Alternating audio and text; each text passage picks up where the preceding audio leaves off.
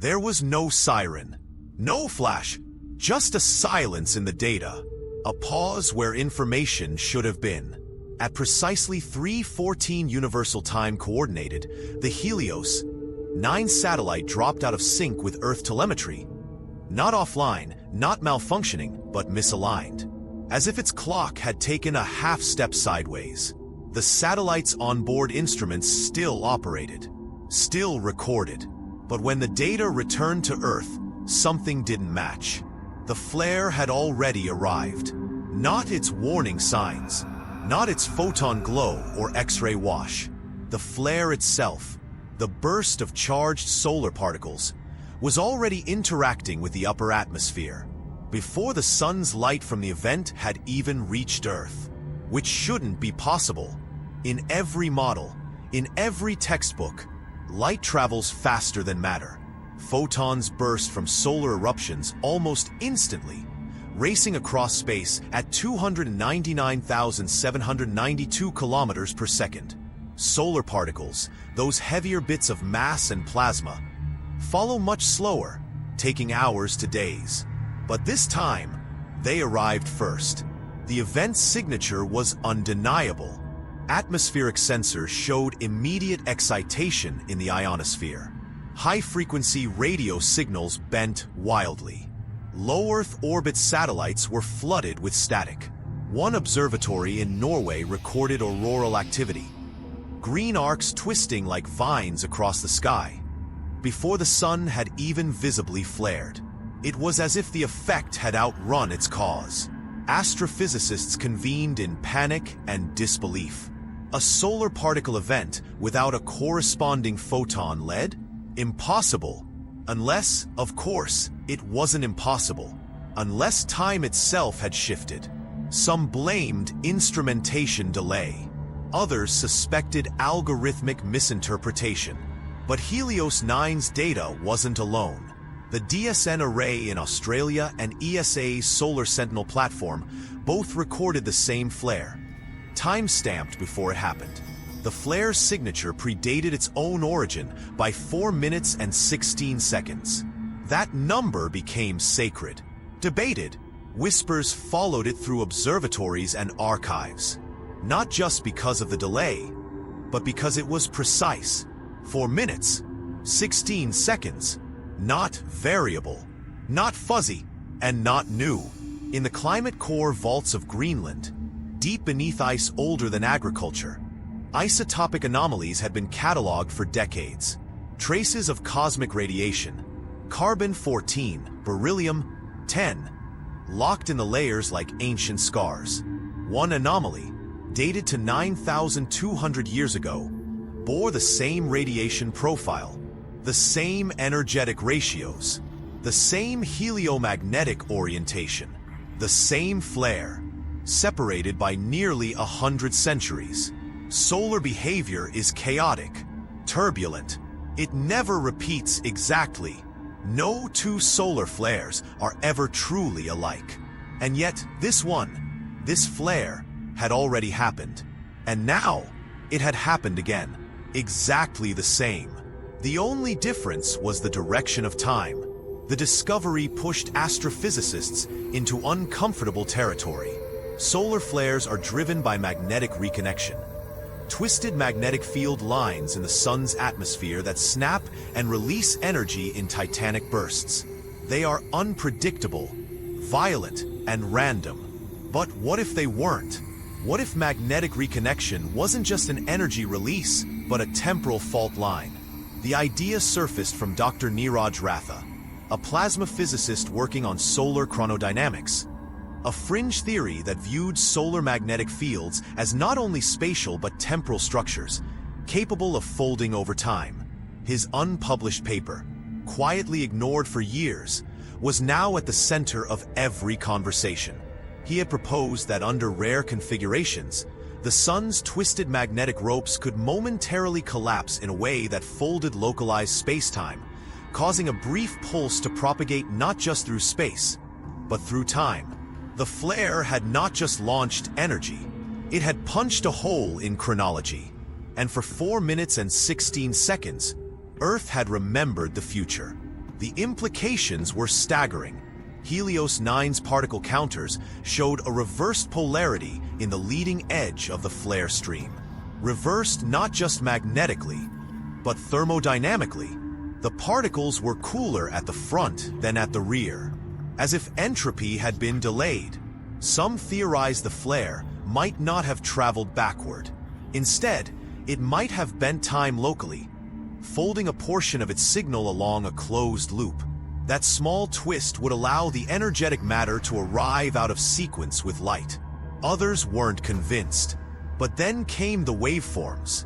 Helios 9 had a lesser-known experiment aboard, the time-metric interferometer. It was designed to track ultra-fine variations in signal delay from cosmic events. Noise mostly, but during the flare, the interferometer recorded a pulse split in two. One arrived 4 minutes and 16 seconds before the photon burst. The other arrived 4 minutes and 16 seconds after. The pulse was mirrored, inverted, like a palindrome in space-time. One burst traveling forward, one backward, and Earth had sat between them. The fulcrum in a solar scale that no one had known existed. As the data spread, other observatories reported unexplained anomalies. Small, seemingly unrelated disturbances in unrelated systems. Satellite clocks, ground-based neutrino sensors, even seismic stations. A Japanese team found a spike in muon detections, subatomic particles from cosmic rays, that predated the flare's visible light. A team in Chile recorded ultra-low frequency radio waves shifting downward before the flare peaked. It was as if the world had been caught in a slow ripple of an event that had already moved past it, then circled back to make itself known. Dr. Ratha called it solar echoing. Not a glitch, not a future prediction, but an event so violent, so fundamental, that it broke not only the sun's magnetic field, but the direction of causality itself. He theorized that the flare wasn't just energy. It was a reminder, a pulse from a memory held by the sun across eons. And we had seen it before, 9,200 years ago, locked in ice, carved into trees, written in the very rhythm of Earth's magnetic breath. The question no one wanted to ask was this: why did the sun remember? And more disturbingly, why did it repeat? Before satellites, before cities, before even the idea of stars having names, the sun flared, and Earth remembered it. In rings of wood, in sheets of ice, in the quiet chemistry of survival. Dr. Eva Varga had spent most of her career among the overlooked. Isotope catalogs, dendrochronology reports, archived solar logs written on yellowed pages. She believed in history, not the human kind, but the solar kind. The deep pulses that left no voice, only radiation scars. The news of the flare reached her not through headlines, but through a noise pattern embedded in a Japanese neutrino alert. She felt the familiar tug, like déjà vu but colder. She didn't join the conferences. She didn't argue with physicists on live streams. She went to her archives, and she opened the trees. Stored in a private lab were samples of bristlecone pines, the oldest living organisms on Earth. Some dated back 9,000 years. Their rings had been sliced, scanned, carbon dated, and isotope tagged. To Varga, they were a library of silent eruptions. She remembered one ring in particular, one that every researcher mentioned but never explained. The ring had a spike of carbon, 14 like a wound. It appeared abruptly in the growth layer of a tree, dated to around 7,200 BCE. The anomaly had been filed under probable superflare, but now, she returned to it with the new flare spectrogram in hand. And she saw it.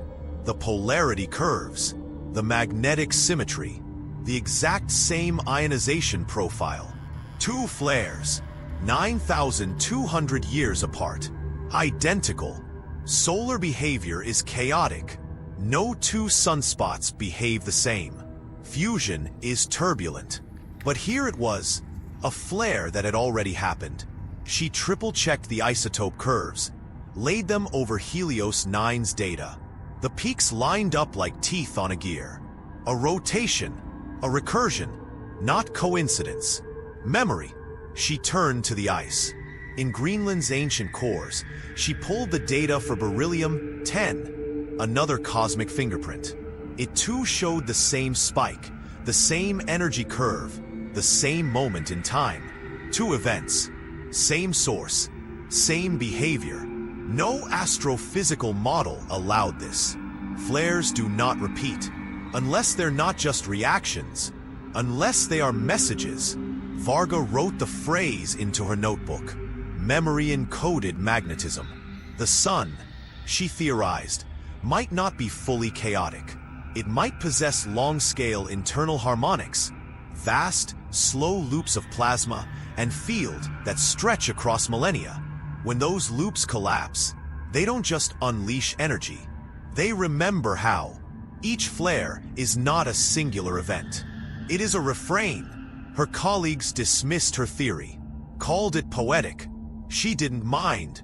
She wasn't trying to be believed. She was trying to understand.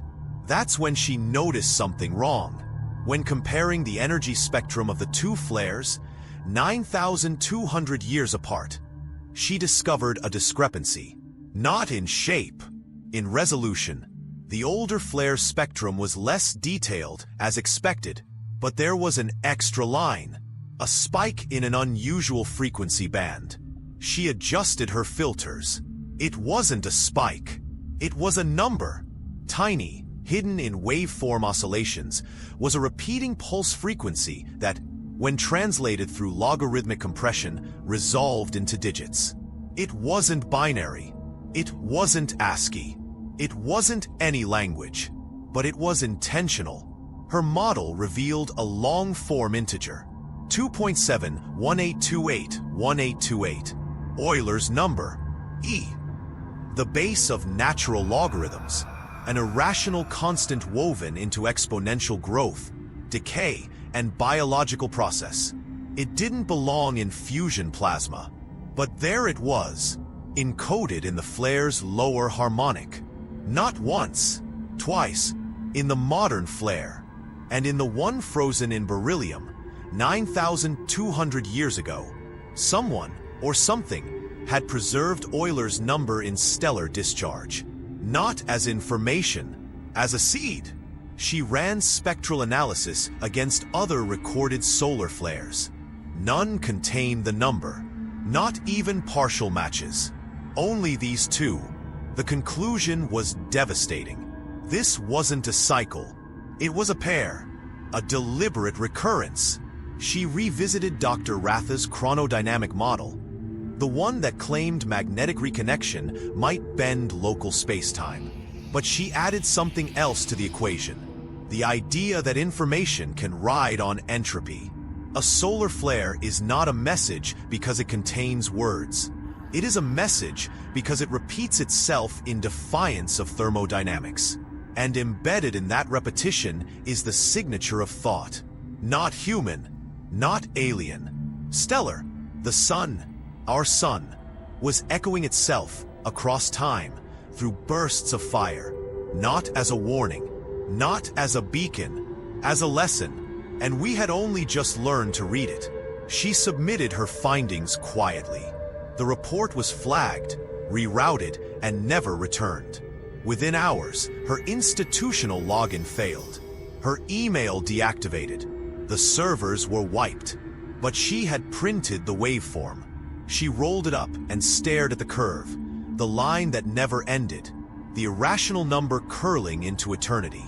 And she whispered to the air, as if to something listening, "You remember more than we do." It began with a shimmer in the field lines. Not a storm, not a flare's aftermath, just an unevenness. The magnetosphere wasn't reacting the way it should. In the days after the flare, Earth's magnetic field began to stutter. Not wildly, but rhythmically. The oscillations were unusually symmetrical, almost mechanical. At first, it was blamed on solar wind overpressure.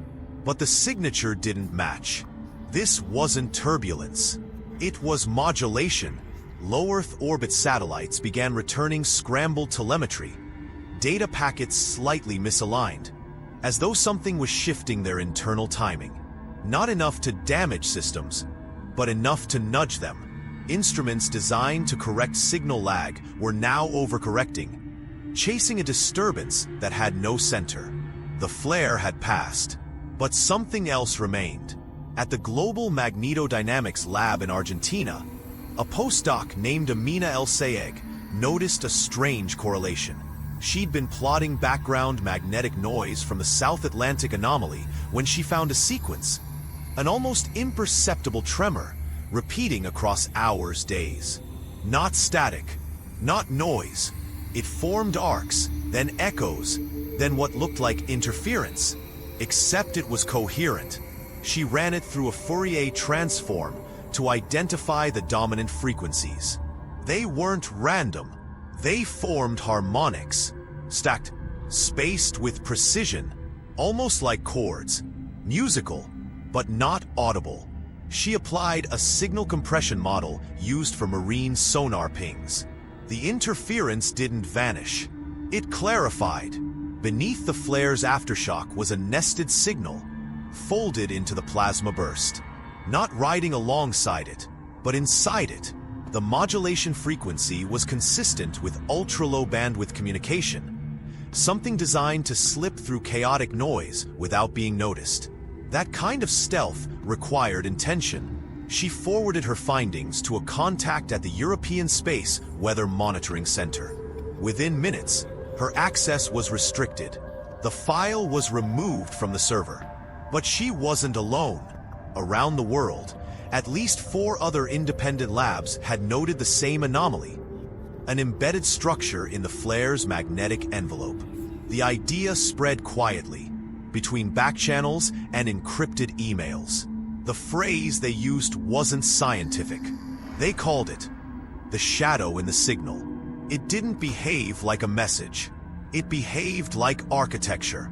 Engineers at JAXA modeled the signal as if it were a waveform blueprint, using seismic simulation software.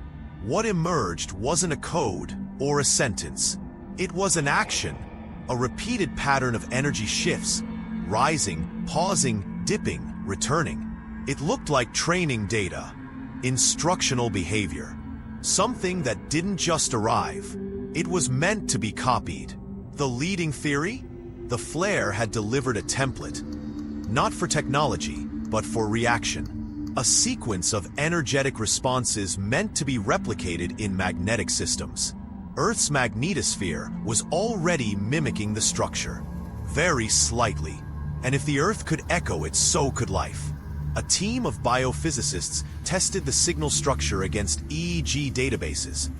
Human brainwaves recorded during altered states, sleep, meditation, seizure, hallucination. The match wasn't in shape. It was in tempo. The flare's shadow followed a pulse envelope similar to theta waves. The frequency range associated with deep creativity, trance, and memory formation. The interference wasn't random. It was resonant. Amina, working now in secret, fed the modulation into a basic neural net simulator, a low-level machine learning model with no language, no intention, just patterns. Within hours, the simulator began outputting stable loops. Not speech, not commands, routines, behavioral imprints, repetitions of imaginary input, as if the simulator had learned a feeling and now couldn't stop recreating it. The loop's behavior mirrored one thing: anticipation, not curiosity, not fear, something like readiness, as if the simulator had learned the rhythm of responding to something not yet here. Amina wrote in her notebook, "It feels like the flare is priming us." The implications deepened, because other systems had started to change too. Bird migration routes shifted early. Nocturnal animals began waking during solar noon. One EEG monitoring network in Sweden reported an uptick in theta activity in human sleep cycles across urban areas, just subtle enough to go unnoticed. unless you were already watching. And the Earth's ionosphere began oscillating in sympathy with the flare's harmonic structure. Not daily, not tidal, echoed, as if the entire planet was being softly entrained to a new rhythm. One scientist called it planetary rehearsal. But for what? Theories flooded private circles. Some believed it was a test, an evolutionary prompt. Others thought it was feedback, Earth mimicking the Sun in a grand electromagnetic conversation. But a small, more unsettling idea emerged.